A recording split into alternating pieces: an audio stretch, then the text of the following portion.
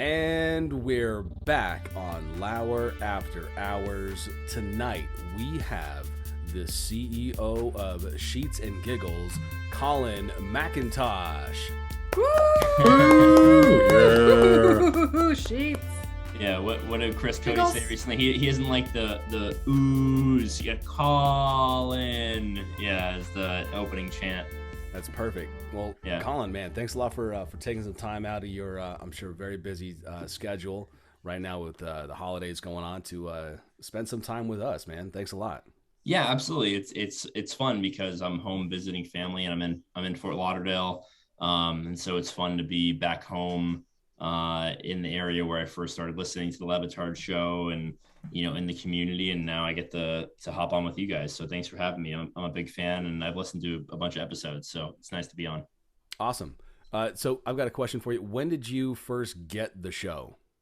Uh, a long time ago. I'm a weird, I went to the old poker tournaments at the Hard Rock when I was 18, back in 2008, when they would host these poker tournaments where Stugatz would, try to pull some aces out of his sleeves. And I turned the knob to AM 790 on the way to high school when I was a freshman, and they got moved to the afternoon hour by the time I was a junior, and listened to it on the way home.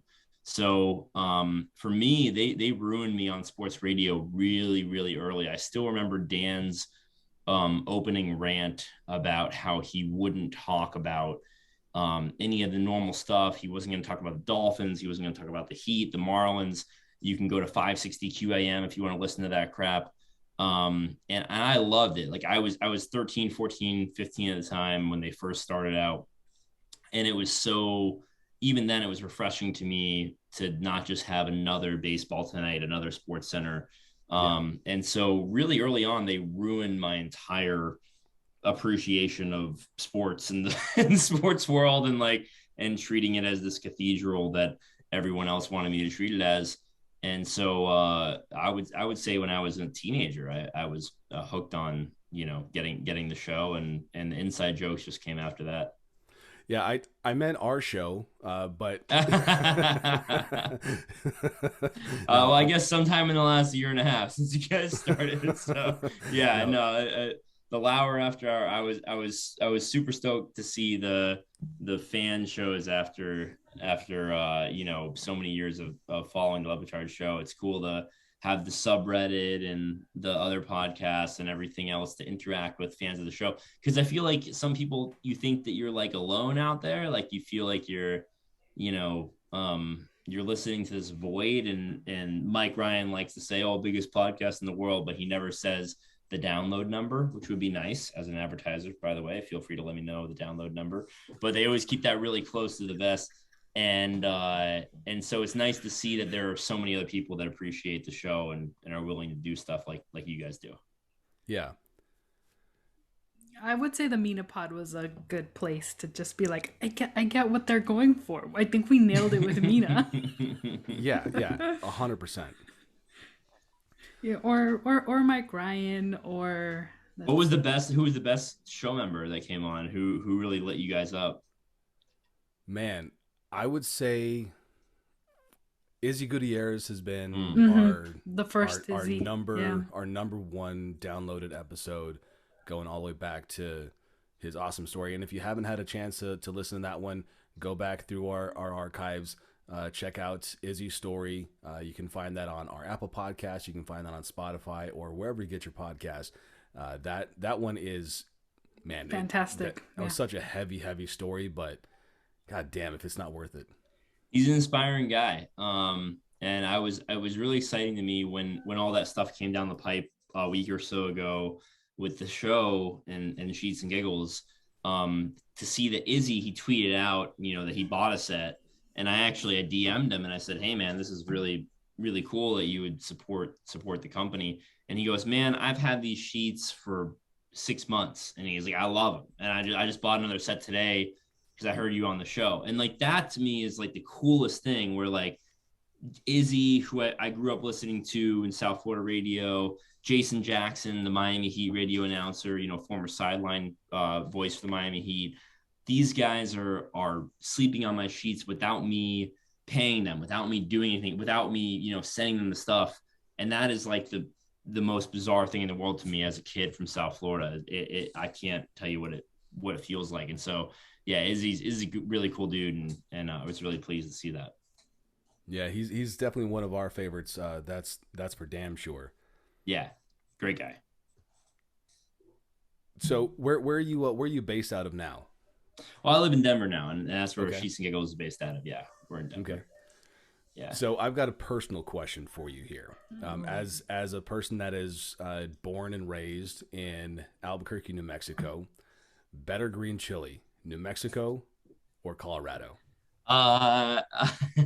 As somebody who's a non-native Coloradan, I'll only have to say Colorado because that's all that I know. But I will probably catch some heat for that for New Mexicans. But yeah, no, I know that it's a little bit of a thing between the two states, and but man, Colorado green chili is fantastic. It's killer.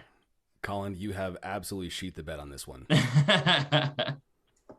Yeah, sorry, but there's like 8 breakfast burrito places within spitting distance of my front door that have absolutely fantastic green chili. So I don't know what to tell you. All right, fair enough. We'll let you slide.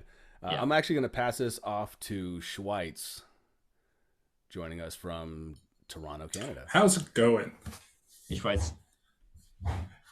We're going to play a little episode here of Sheets Tank. I have some product pitches for you.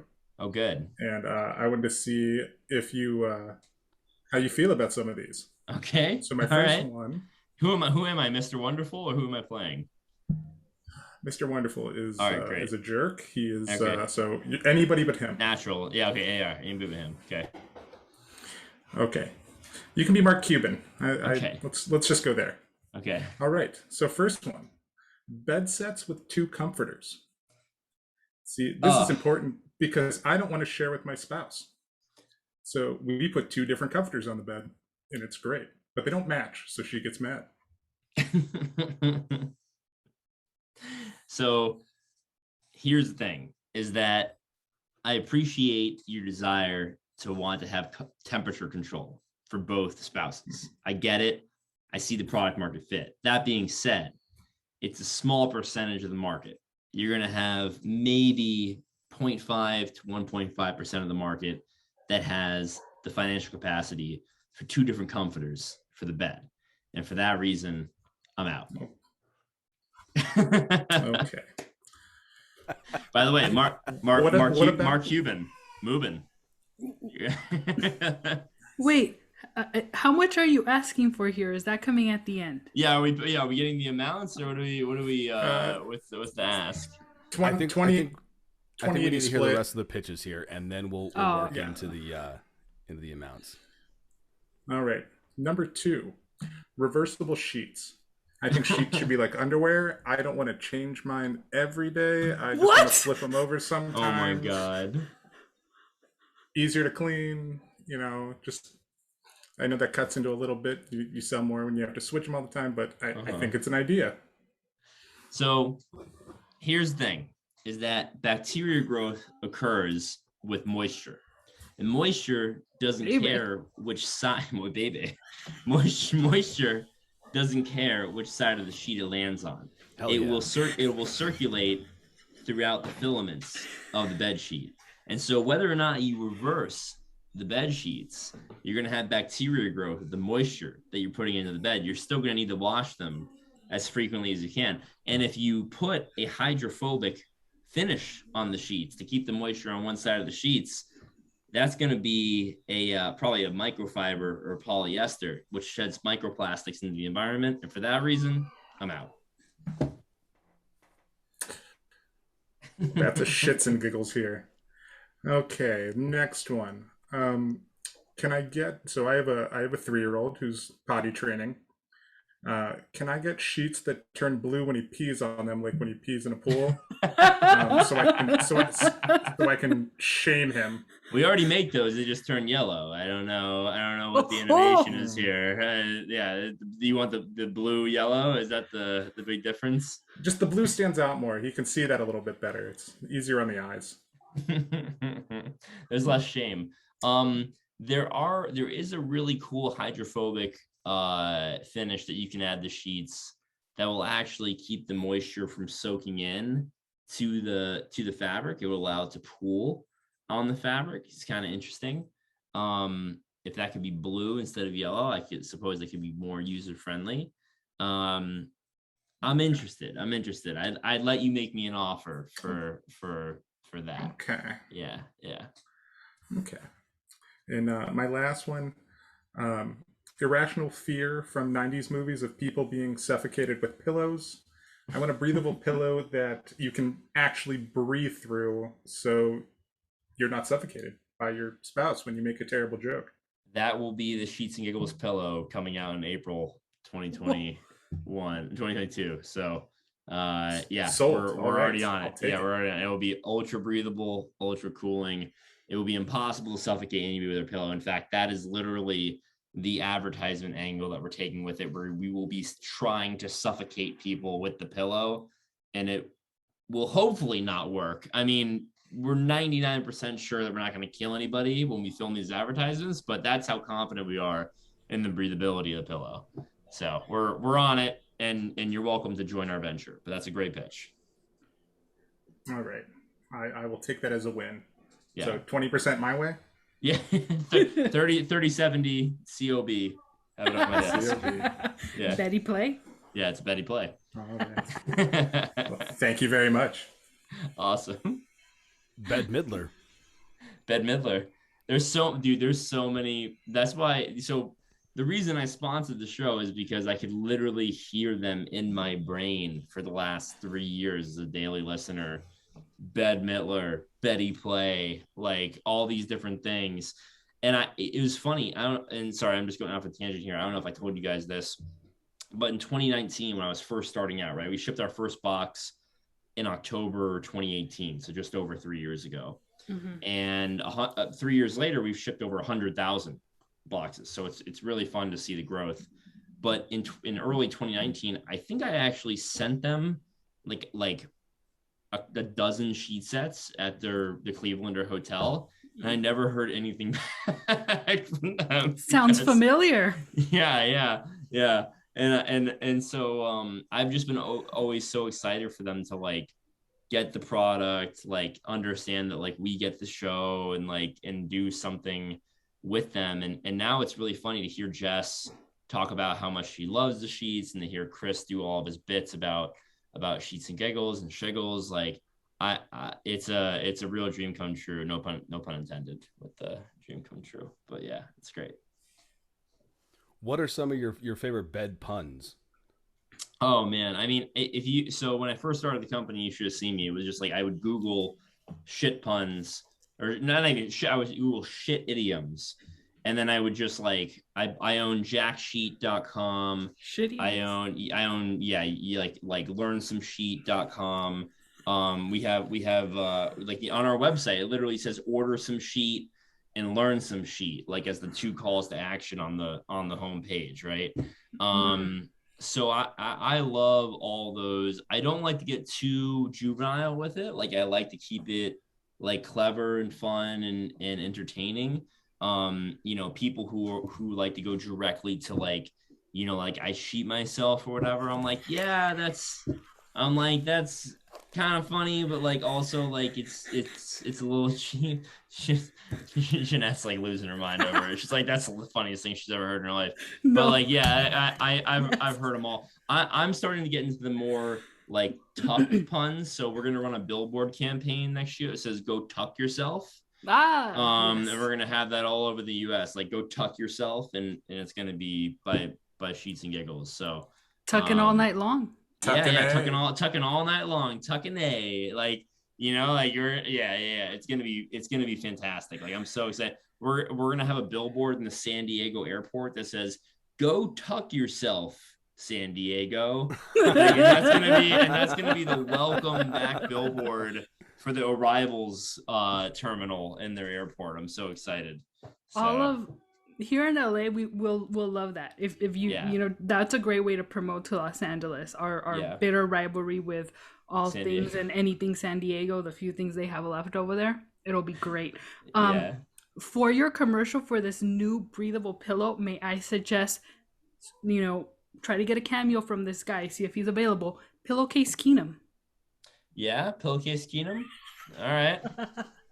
Anybody with the name Pillowcase in their name is okay by me. I don't know Pillowcase Keenum, so hopefully he doesn't have some heinous background. But yeah, no, I'll buy. I have cameos from Chris Cody, from Greg Cody. I've been planning this whole thing long in advance. Like I like Greg Cody made a cameo for us in January that now has 50,000 views on Twitter that he never thought was going to go anywhere, that I paid him like $35 for. Yeah, it's great. Maybe you can get Adam Sandler's character from The Waterboy, Bobby Duvet, to make an appearance. Oh, Bobby Duvet. That's a really, really good one. Is your favorite baseball team the Minnesota Twins? The Minnesota Twin XLs. Yeah. That or I'm trying to think of a Sacramento, California Kings.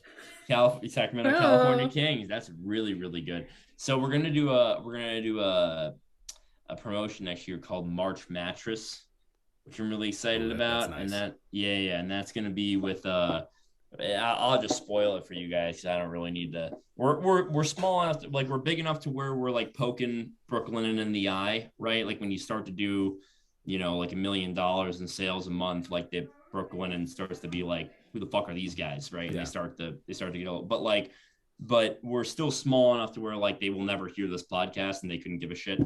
But we're gonna actually buy. No offense, sorry. I'm just saying that they'll never hear me, not you guys. I'm saying they're not looking for me, right? And so so what I'm gonna do is I'm gonna sponsor, and I'm curious to your opinion on this. We're gonna sponsor and pay the least minutes player on every March Madness team. So the worst player on every college basketball team will get a Sheets and Giggles sponsorship and endorsement because they are the most well-rested player. And that name, image, and license. Let's go. Men's and women's, I hope. Yeah, and women's, of course. And it's called March Mattress. And we're gonna do a little bit with that and I'm trying to incorporate the show too. So I'm really excited about that. Yeah, we're big fans of that. Was your favorite college kicker Rodrigo Blankenship? Oh my God! Yeah. Keep going. His favorite rapper had to be Queen Latifah. Big fan of DraftKings. Draft. You guys, this is like terrible. This is like loser game. Do you have the loser game show noise that you guys can play at any point in the show? Favorite baseball player Dale Murphy Bed.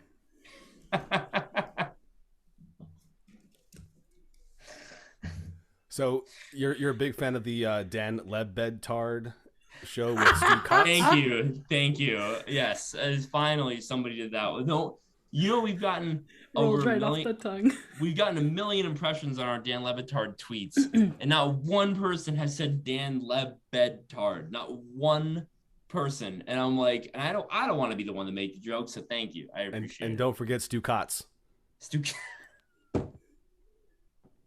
It's French for the band. Can I tweet this out in live time? Do you guys mind if I go on Twitter and just please credit beep count. Dan Lebedtard. This has never happened before. With Stu Kotz.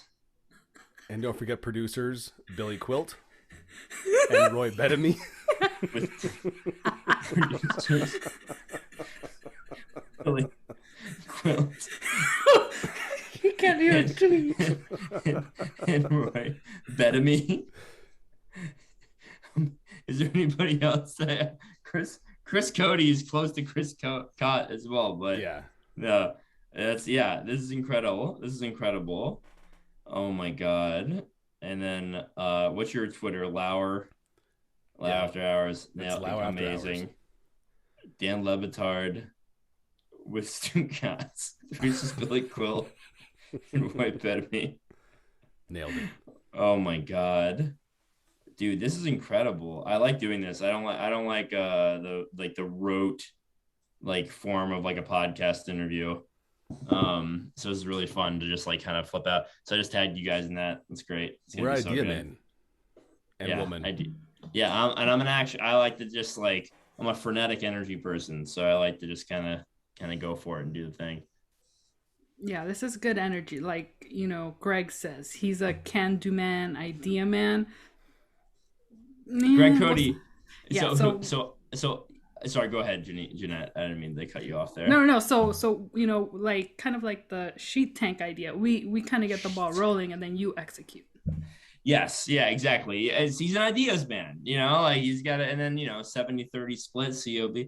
But so I was just talking to my dad earlier tonight. My dad went to Nova with Arlette, Greg Cody's wife, Arlene. Sorry, Arlene. Yeah. Arlene.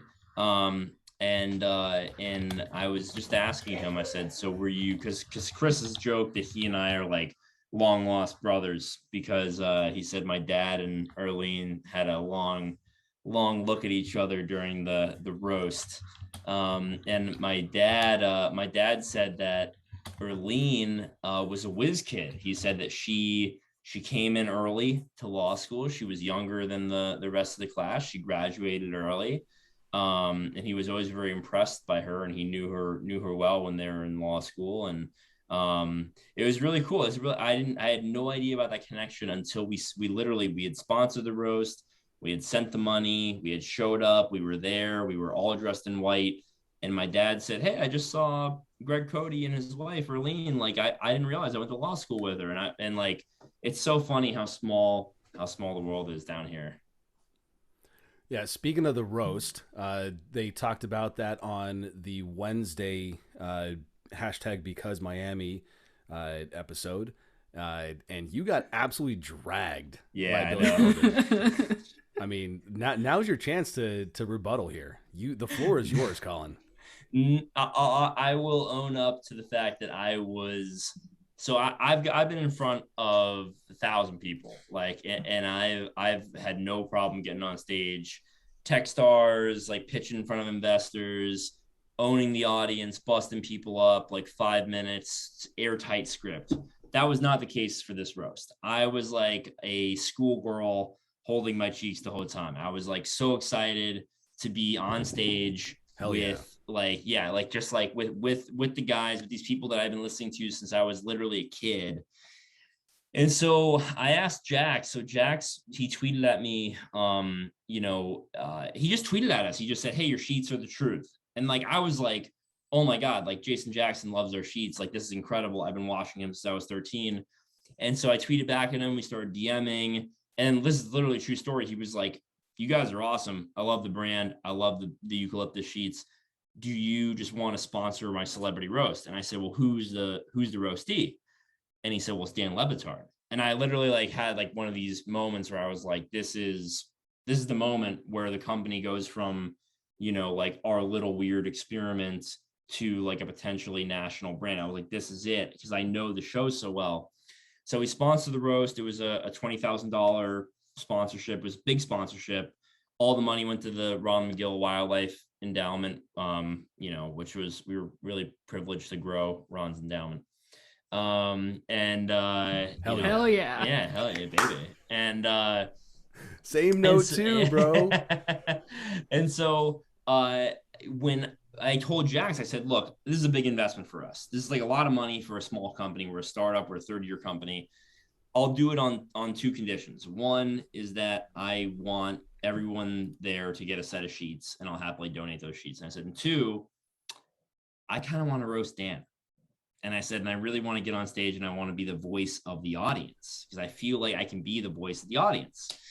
And this is the true story. I'm telling the full story here for the first time. Like, I haven't been able to get this out anywhere except for my friends and family.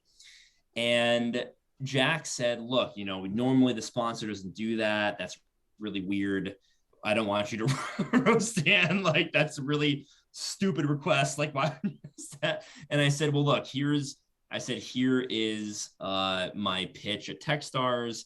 You can see I like to be on stage. I'm a funny guy. I'm a ham. And you watch this and you let me know." And my Techstars pitch is on YouTube for anyone who wants to watch it. And I said, "You watch it and you let me know if I can get on stage." And so he watches it and he texts me back like 5 minutes later. And he's like, "All right, you're going to get on stage and you're going to roast Dan Le Batard. And so the initial understanding that I had of this is that I was going to be one of the roastees. So I want to be a little fair to myself. That was my initial understanding, is that it was me, Billy Corbin, Ron McGill, Gene Harding, and I think there was one other person initially that was one of the roastees. So that was my initial understanding. Then the week before the roast, I had written all this material. I had all this stuff set up. I got a call from Jax, and he said, and by the way, I love Jax. So he's come to Denver for a Heat game. He's treated me to a nice ticket there, and we've gone out to dinner, and so he's the man. But he calls me, he's like, hey, so we had a miscommunication. You're not going to roast Dan. You're just a sponsor, but happy to let you get on stage for 5 minutes. And by the way I'm talking now, you can kind of see how it got out of hand when I got on stage. I'm a talkative guy. I like to go on, right? And so anyway, so I get on stage, I'm drunk. I've had like 6 or 7 drinks. I've had to pare down my 15 minutes of material. Jax told me to do 10, 20 minutes of material. That's a lot of material. Dan will tell you it's hard to write 10, 20 minutes of material. And so I wrote like 15 minutes. So I pared it down to like 5 minutes. But once I got on stage, it just I flew out of me. Like I had all the stuff wound up. And I think it's actually streaming tonight and people can see. I crushed for the first like 2 minutes. And then I just it's going on with these inside show jokes and these little things that wouldn't make sense to like 90% of the people in the audience, and that were made to be streamed and made to be shout outs to the audience, and like fuck Chris Whittingham, and like all these different things. I'm joking. I like Chris Whittingham, but like it was like, like I did all these different things that were like these little bits. And so it didn't work exactly as I imagined it in my head. And I was up there for a grand total of 13 minutes, of which I think the first 2 or 3 minutes crushed. And yes, Dan did get played off at the end by the band, which was the funniest goddamn thing in the entire world. I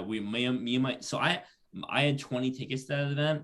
My buddy Javi flew in from Los Angeles. He's like the lead Latin American scout for the Los Angeles Dodgers. I had friends from Miami there.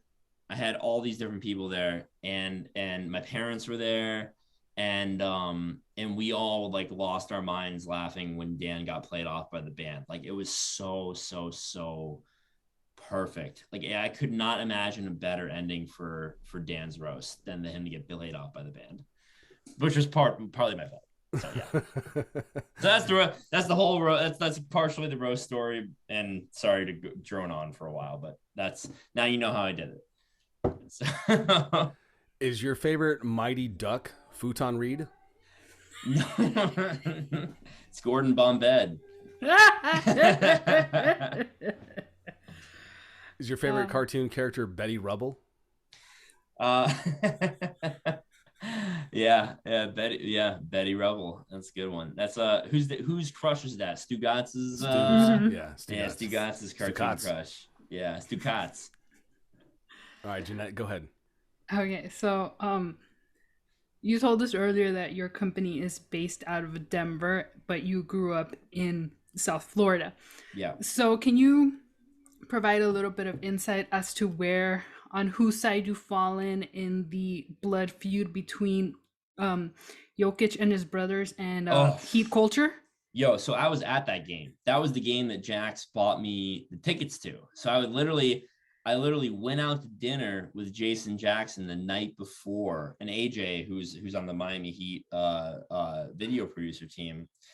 And we had dinner the night before, and then we went to the game in Denver with my girlfriend, and I were there, and we saw Jokic just shoulder Morris down to the ground. So for me, as someone who was there in the crowd, I think that it was like a really, really dangerous foul that look, if you're 300 plus pounds, you just don't lower your shoulder into somebody's spine. And I say that as someone with a herniated C4, C5 who has disc problems, like who has had to get multiple epidural injections. Like and this is kind of, I guess it kind of got too serious for a second with that question, but like I was pretty blown away by the fact that this dude lowered his shoulder into somebody's spine. And I don't really care.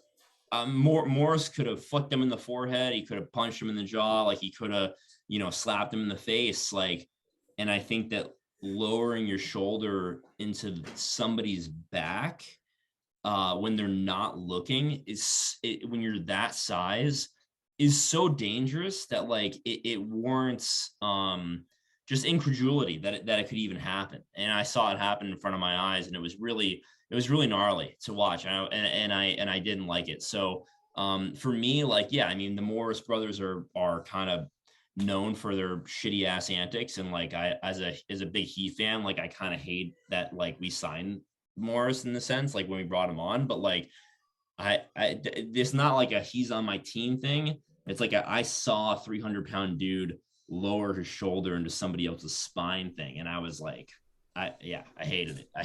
I thought it was really, really irresponsible. So sorry to get too serious for a second. I thought that was really shitty. Okay, so you're still you're still part of Heat Twitter. You're all Heat Twitter, Heat culture. You're here for it. My two teams are the Heat and the Nuggets. Like I was rooting for the Nuggets super hard in the playoffs. I love going to games out there. So yeah, it was emotional. Like it really bummed me out to see that. So I think it hit home because of my neck problems. It really, it was definitely something that was, it was shitty to see. So, but Jokic sound fairly apologetic, and I get the tempers flare, but can't fuck somebody else's, or risk fuck somebody else's life up like that. Agreed. I wanted to know, so you said that so far you've had fulfilled over 100,000 orders for happy Sheets and Giggles customers, and for every order you guys plant a tree. So where are we planting these trees exactly? Nice background, by the way. She got trees on her background. I like that. And then Mark has me and my friends as background. That's great. That's our first photo shoot ever. So basically we plant the trees. So we plant the tree for every order, and those trees are planted mostly in Colorado, California, Oregon, and Florida. Though those states are not coincidental, those are the states that are hit the hardest from wildfires most years, and so those are the states that need the most reforestation. And I believe so far the trees that we've planted equate to about 3 million pounds of carbon per year sequestered, if I remember correctly, on that math. So yeah, so those are the states we choose. We've also planted a few around the world in British Columbia, and a couple in Asia, like maybe 1,000 or so in Asia, in a particular project that was high importance to soil erosion. That's awesome. I thought it was going to be like there's a Sheets and Giggles Grove like outside of Denver, and it's like it's your logo. You're filling in your logo. That'd be funny because technically we can do whatever we want with that pledge. So like, yeah, we planted the trees. They are making the picture of me, like a headshot of me, like in the forest. Yeah, it's a plot of land we purchased that we're currently cultivating the trees on. Yeah, no, they're all native trees. They're mostly pine and spruce, and it's really fun. And some of them are mangroves, like in Florida, and it's really fun to see. I've actually been to those plants. I've been to 4 Mile Canyon in Boulder, where there was a terrible fire in 2013, I believe.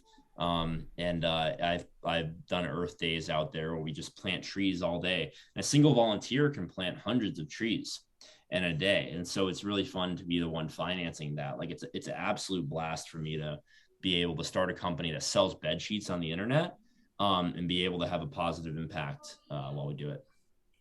That's really awesome. So it's a great consideration for people that haven't gone and ordered their set yet. But if you have, just know that there's a tree on its way to one of these states that really need it. and that you're responsible for that. So thank you for shiggling it. Shiggling it. I love it. Yeah. No, I you know, for me, I thought, why would I start a company if I can't do something that like can materially help the world? And like it just would be a waste of time, right? Like I don't know why I would do that. And so especially if I was selling bed sheets, like that was part of the whole bit, is that like if I'm gonna sell bed sheets, why am I gonna do what Bowl and Branch does, where it's just gonna be like white sheets on a white wall with like a white comforter with a French press coffee placed like ever so precariously on the edge of the bed, right? Like it's all so boring and sterile. And so I was really excited to like do something viscerally different with the product and the brand and the mission. Okay, now that we have you here, we have great audience tuning into this. You're the one person that can deliver this for all of us. What is the hack to folding a fitted sheet? Come on, man, dude. You gotta tell us. Dude, so it's easy. So I actually have recorded multiple videos that I've never published because I always end up being shirtless when I do it, which is like a terrible way to go about setting video. That's the way to be an influencer. Have you not seen TikTok? Yeah. Do you not see how they do it? Yeah, I see it. Yeah, it's devastating. It's the culture that we live in. But so basically it's really easy, and I'll do it without the fitted sheet, right? Well, I'll do it with my hands. So you take your left hand, you grab one of the corners inside the corner. So like you have the elastic draped over your forearm. Mm-hmm. Then you grab another corner with your right hand, and you basically drape that. You take that corner, you pinch it, and you put it into the fingers of your left hand where you're holding the other corner. Mm-hmm. And you drape that elastic that you just had in your right hand over the elastic from your left hand. Mm-hmm. So now you have two corners in your left hand. Mm-hmm. You have two things of elastic over your left forearm. Mm-hmm. You reach down, you grab a third corner with your right hand. You bring that corner up into your left hand pinch. You drape that elastic over your forearm. Now you have three things of elastic hanging over your left forearm, three pinches of corner in your left forearm. You reach down, you grab the fourth corner, you drape it over you, the same thing. You pinch it into your left hand, you drape the elastic over your left forearm. You have all four elastics. You have all four corners in your left hand, in your left forearm. And then here's the key. You reach into the sheet with your right arm that's dangling below you, because it's all bunched up in a sense, right? Because you just kind of drape the corners over, and you grab whatever fabric is at the bottom of that like little hole that you've made, and you pull it out.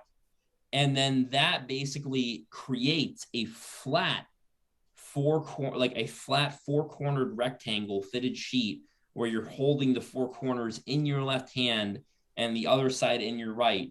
You lay it down and you fold it and you're done. And that's the 80-20 way of folding a fitted sheet, where it looks good, it's Colin, easy. Yeah. This is ridiculous. It's 2021. We're almost 2022. We put a man on the moon 50 years ago. It should not be this difficult for a fitted sheet. I think this is your opportunity here to create a new invention. Has Mark been here the whole time? I feel like it's Dan in the local hour. Like Dan just comes in like, whoa, no. Like whose voice is that? I spaced on the time I was playing Red Dead Redemption and I looked at my phone. But I feel like this could be another claim to fame. You reinvent the fitted sheet, because this is way too complicated. When it's on video, I can do it in 7 seconds. I swear, it's so easy. All these YouTube videos complicate it so much. It's just four corners in your left hand, and that's the best way I can explain it. But I will shoot a YouTube video one day and make fame and fortune by explaining how to fold a fitted sheet. But I'm a fan of the elastic. I don't like the gimmicks. I don't like the zippers. I don't like the buttons. I don't like the Velcro. I like the elastic. I'm a big fan of the elastic. All right. Yeah. Hey, if you have a pitch for me, have it on my desk by COB tomorrow. And yeah. I'm getting to it. Is your favorite Pink Floyd song Comfort or Numb? I feel like Tim Kirchin sensibly giggling at all of these terrible bed puns. Favorite Golden Girl. Betty White. Betty White. Why are you the CEO and not the head board? Chairman of the headboard. Yeah, that's good. So what other pun names did you guys think of before you settled on Sheets and Giggles? That's a great name. It's a great question. I own sunglasseshalffull.com. I own workfromrome.com. That's a travel agency. I own giraffecarafe.com. That's carafes in the shape of giraffes. I own romanhemperor.com. That's a CBD oil business. Wow. Jim Rome must be so upset. I own, workfromrome.com is such a good domain. I'm so glad I own that one. And so the long story short is that I have a fuck ton of pun-based domains, literally. So I only own 69 domains, never more, never less. Nice. Whenever I buy a new one, I have to sell an old one. So, I know I always have to part ways with one. It's very sad whenever I think of a new good one. But it really creams the crop. You know what I'm saying? Like, it's a really good. Oh, yeah.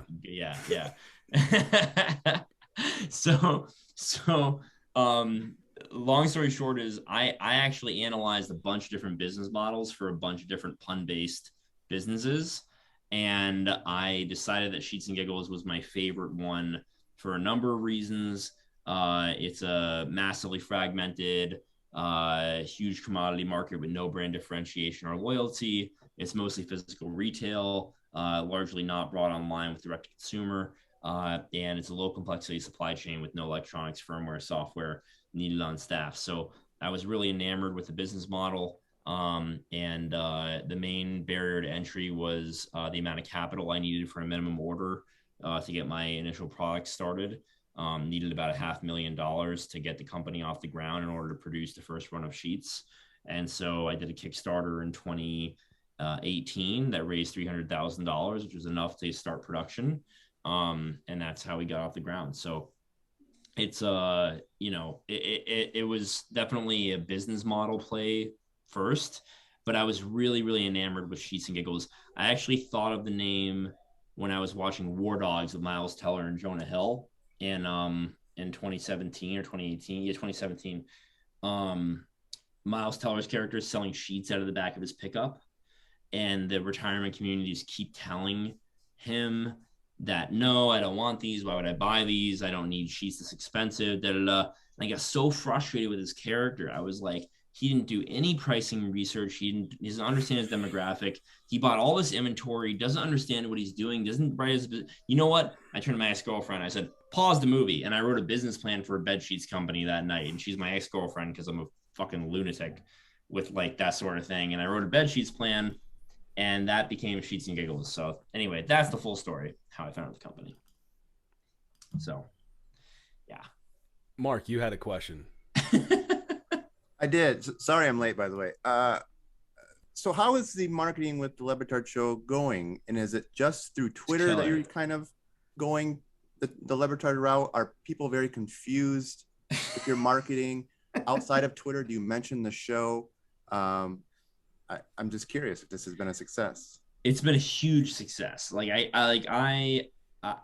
am a little worried about going into the new year with such exuberance because I have re-upped our sponsorship with them, and I'm really excited to go through the new year. We have stuff planned through Valentine's Day with them. I'm a little worried because the initial results have been so good that it's skewing my judgment on how to continue with DraftKings and with the Le Batard show. And I'm also very keenly aware that I love the show. So I'm like very ripe to be like taken off guard by poor performance. Right. So initially, right, we did a spend through, like, we sponsored the roast. I met the guys. I met Roy specifically, and I said, "Hey, Roy, we'd love to sponsor the show. Should I just get in touch with you or what?" And he said, and Roy's a very quiet guy, and he said, "Yeah, you can follow up with me." And so I DM'd him, and he sent me to Mark over at DraftKings, who's been awesome. and we set it up for holiday, right? Because holiday is a good time to bet on, you know, a new advertising channel. And with what they did with that ad read with Chris Cody like bumbling over himself, I woke up that morning and I started seeing the Twitter mentions, and I downloaded the episode, I listened to the episode, and I was crying like just like big crocodile tears, like trying to just like process what I was listening to on my favorite podcast. And the traffic went through the roof, the sale. And so yeah, overall it's been killer. Sheetsgiggles.com/Dan is the website we set up for the show specifically. It's funny, my head designer, my head of brand management, Jake, love Jake. He's incredible. He told me, look, man, this landing page you made for the Levitard show, it's not good. He's like, it's got too much copy. It's not streamlined. Like, we need to really funnel the traffic towards the website. And I said, no. I said, trust me. I said, the copy is pure. Like, the jokes are going to hit. People are going to love the landing page that we've set up for Dan. And it's just converted like a son of a bitch. Like, it's so good because it's so personal. So yeah, I could talk all day about the theory behind it and the why and the ROI, and you know, but the bottom line is that I'm writing ads for Stugatz, for Cody, for Whittingham. I'm writing ads that no other, in my opinion, no other sponsor that they have ever had or will ever have will have the affinity or the background that I have for the show, with like growing up in South Florida and listening to 17 years. And so I can't just be Casper, right? Where like Stugatz is coming on and saying like, oh, hey, bullshit about like these cooling beds or whatever it is, like that Casper wants me to say. And Casper's director of marketing doesn't give a fuck what he has to say because they've been given a $20 million budget and they couldn't give a shit about what the podcast partners say. Whereas with me, like, you know, a 20, 30, $50,000 spend is an enormous amount of money for my company. And I've got to make sure that it crushes. And from a personal level, I've got to make sure that like I do myself right, and then that the show is represented well. And my head of copy, Chris, he could write for Seinfeld, and I don't let him touch any of this stuff. It all comes from me. So it's been so much fun. And thanks for asking that question, because it's something that I've been trying to get out off my chest. I'm so excited about the show so far. They've always done a good job of doing extra, like obviously. Oh my God. Talking about you during the show, you're not paying for that, and obviously you're fueling that with Twitter and working with Chris, and I think people always get their money's worth, and I think you especially are benefiting more than anybody from this recent Chris debacle and everything else. So they always take care of people. So I figured you were. I talked about it on Reddit yesterday. Actually, somebody said, I don't understand why, you know, they're giving this random sheet company so much attention. And I appreciate that perspective. I think that that's like a totally valid thing, is like, why is this happening? And I just told them, I was like, honestly, I think it's because I met these guys. I talked to Dan for, you know, 15 minutes backstage personally, like about the show and its impact on me and my life and my career. And, you know, he thought that was super interesting. He was like very intrigued by like how it affected my humor and my sensibilities. And then, you know, meeting Chris and sitting next to him watching the fight that night at the Hard Rock, like, and then, you know, the sponsorship we did for the McGill Foundation, meeting Ron, shaking Ron, like Billy Corbin and I text occasionally. Like, we literally just text each other. I text him, you know, happy holidays, and like hope he's loving the sheets, and you know, send him encouragement for the work that he's doing in Miami. And like, that's a real a privilege for me. Like, you get like 400 text messages back there too long and too wordy, and he never stops. So if you guys streamed the roast tonight, Billy actually crushed it on roast night. Like, he had 20 minutes of pure bliss comedy. And I actually, he definitely, he texted me back. He's always awake. I text him at 1 a.m. Denver time. He gets back to me at 3 a.m. Miami time. Like, it's really fun. And Jax is the same way. Like, I text Jax and he gets back to me. Dude, for a Miami kid who grew up watching Dwayne Wade and, you know, LeBron being 20 years old when LeBron came to the Heat, like, it's I can't tell you what it means to me to be able to personally have a relationship with some of these guys. Yeah, it's crazy. Have you ever been tempted to text Billy Corbin? You know what? David Sampson was right. Dude, he was right with all the stuff he did. So Billy and I had a moment at the roast about that where I said, dude, I wish Sampson was here. He's like, dude, if Sampson was here, I would have gone on for another 20 minutes. I had a whole bit written for David Sampson where I was going to go off on him and then end it with, David, I paid $20,000 to get up here and hijack our own event to rip you. Like, that's quantifiable hate. Like, that was going to be like part of my roast. And it's not as funny when I don't have the whole thing leading up to it. So that sounds pretty brutal in isolation. But Billy and I both share that kind of healthy distrust of Sampson. And I've actually seen David Sampson jogging on the streets of my neighborhood in South Florida, and I've wanted to yell out at him, but I've kept my composure. How did you see him? He's so little. Well, he had $1.2 billion dragging behind him and a big banner that was just kind of floating in the air. So it was pretty easy to spot him from the street, you know. It's 1.2 billion with 2 middle finger emojis on either side of it. So yeah, it was pretty with easy the bus to spot. Yeah, exactly.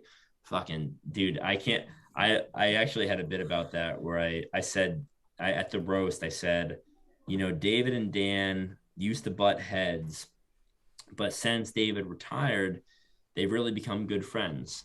And I guess David is just naturally attracted to anything that embarrasses South Florida for 20 straight years. That's really good. That's really good. See, I was funny at the roast. That is a good one-liners. I had a good time. Not everybody else had a good time, but I had a good time. So this question comes from Capo. Are your sheets strong enough to aid in a prison escape? That sounds like someone who has read our About Me page. So if you go to sheetsgiggles.com/about, you will read a fake founder story about how Colin tried to escape from prison and couldn't because the cotton sheets kept ripping as he tried to escape his cell. Is that the story? Or no, I think we have the one right now up with the island where the cotton sheets were not breathable enough to create a sail that could help us escape the waves that were lapping upon the deserted island shores. So I wrote these fake founder stories with Chris, who's my head of content, because I was so sick of listening to the How I Built This podcast with Brooklyn or whoever it was. And I have by the way, I rip on them, but I have a healthy respect for the business that Brooklyn has built. But the founder goes on How I Built This, and he's like, oh, my wife and I, we stayed in this hotel and we were like, oh, God, we love these sheets. And then we looked up how much they cost, and they cost an arm and a leg. And we thought there has to be a better way. And so that's why we founded Brooklyn. And I'm like, get the fuck out of here. You didn't found a company because you stayed in some hotel and like you like the sheets. Like, that's crazy. And so I've always thought that like that was like and so I've always wanted to make fun of that. And so my founder story is almost like a parody of that, where it's, you know, oh, he was in prison and he couldn't escape his cell. He was on a deserted island and the natural cotton that grew on the island could not get out from the waves. Like, there's a bunch of them that we've written. And so anyways, the answer is yes, they would be strong enough to escape a prison cell, and strong enough to hang yourself if you were so inclined. That took a really dark turn. Yeah, wow. Sorry. If you were so inclined, the tensile strength is through the roof. So I just, we do a lot of QA testing. So I don't know, but human weight, but yeah, it's pretty strong. So yeah, at least for rappelling down the wall. Avoid the hanging part. Sorry, that's a terrible thing to say. Yeah. I think we've all come to the conclusion here that that at beep count is better than thread count. And with that, Colin, thanks a lot, man, for joining us. We really appreciate you for taking some time and hanging out with us. And also for creating the Laughter the Club promo code that one night that Jeff sent out that tweet. You didn't have to do that, but we appreciate it. Yeah, no, absolutely. I our social media manager, Carl, is super on it. And but I mostly do Twitter, and so it's really fun for me just to have my own little playground out there on Twitter. And I saw that promo code Laughter After Hours, and I was like, yeah, why doesn't this exist? So I made it for you guys. Yeah, absolutely. Well, that's sick, man. We really do appreciate the plug. Let's go ahead and give it up for Colin here in the chat on 3. 1, 2, 3. Thank you, Colin. Thank you, Colin. Thank you, Colin. Thank you, Colin. Thank you, Colin. Just as offbeat and awkward as the show would have it. That was really lovely. Thank you guys. I appreciate it. Zagagi.